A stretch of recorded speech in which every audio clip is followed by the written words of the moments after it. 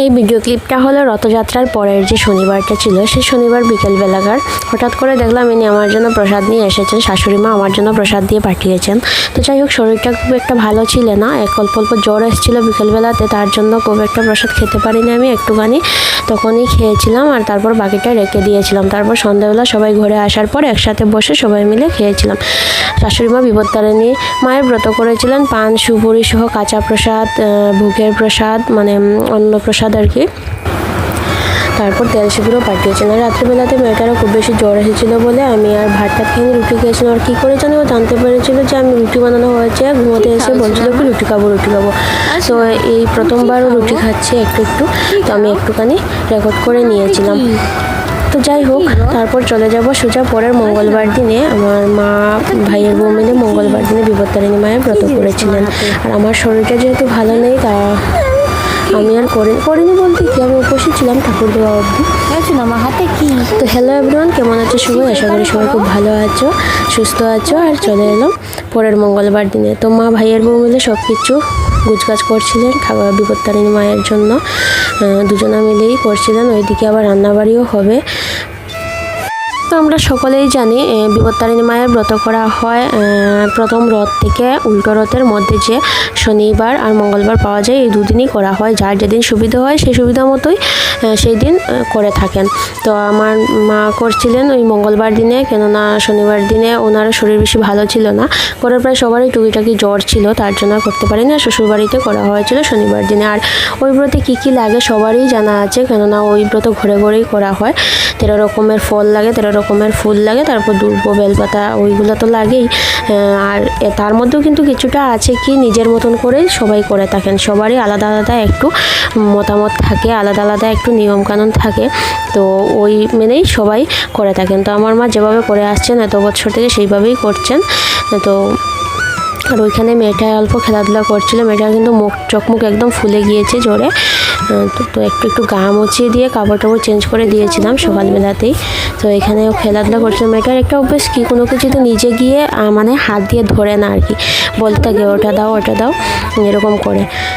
যাই হোক, এখানে সব কিছু গুছগাছ করছেন, আমি এখানে দাঁড়িয়ে দেখছিলাম আর একটুখানি রেকর্ড করে নিলাম। আর এই ভিডিওটা কিন্তু আমি ওই মঙ্গলবার রাত্রিবেলাতেই এডিট করে রেখেছি, টুকিটাকি এডিট করেছি, খুব একটা ভালো এডিটও করতে পারি না। কিন্তু ওই বয়সটা দেবো ভেবে আজকে প্রায় উল্টো রথও চলে গেল। আজকে হচ্ছে রবিবার দিন, এই বিকেলবেলা বসে বসে এখন ভাবলাম যে এখন যাই হোক দিয়ে দিই বয়সটা।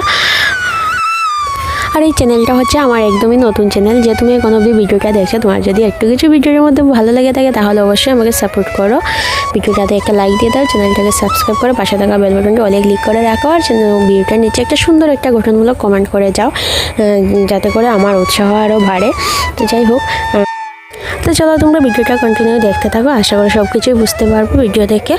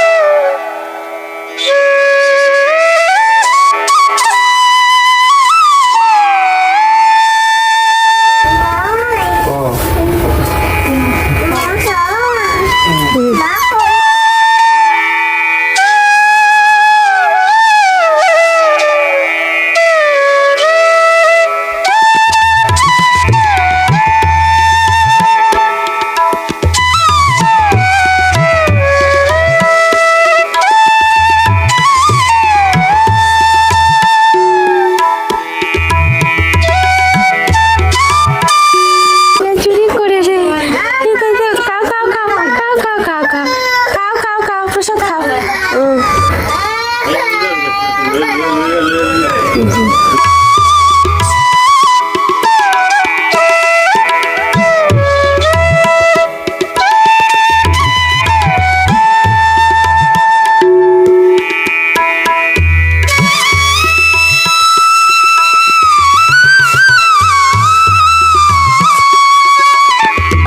করলে মা গো?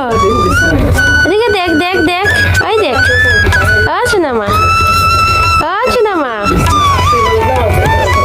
সিনেমা,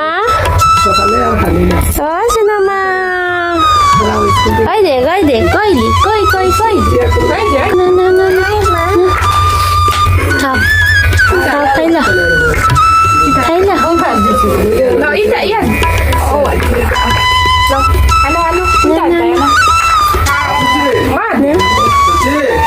নেও নেও না, ওগো ও বুড়া বেটি, নেও না।